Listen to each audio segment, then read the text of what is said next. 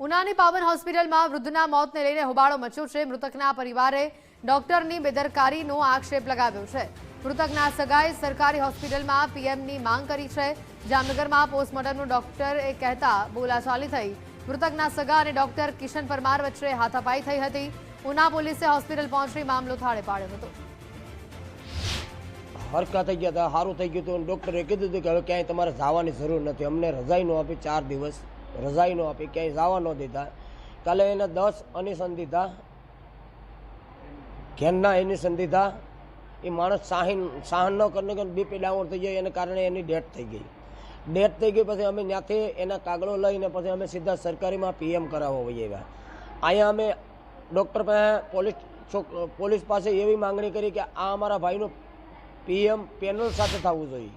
જે દાદા છે મેપાભાઈ 68 વર્ષની ઉંમરમાં જેનું મરણ થયું છે એ પાવન હોસ્પિટલમાં સારવાર લેતા હતા અને સારવારમાં ખોટી રીતની સારવાર આપવાથી એમનું મૃત્યુ થયું છે। એને માટે શું છે કે પીએમ કરાવવા આવ્યા હતા, જે માટે સવારે મને જાણ થઈ કે આવી રીતનો ઇસ્યુ બન્યો છે। તો મેં એમના સગાને સમજાવવા માટે એમની પાસે ગયો કે નહીં, આપણે જે આ વસ્તુમાં પેનલ પીએમ કરવું છે એઝ અ મેડિકલ ઓફિસર MBBSના લેવલ ઉપર પેનલ પીએમથી આમાં કોઈ બી એક ડૉક્ટર છે MBBS ડૉક્ટર એ વસ્તુ આમાં ગોતી ના શકે, કોઈ ખરાબ રીતે નેગ્લિજન્સ થયું છે મેડિકલ રીતે। તો એમને એ સમજાવવા ગયો હતો કે હું અહીંયાથી આપણે તમારે જામનગર લઈ જવું પડશે।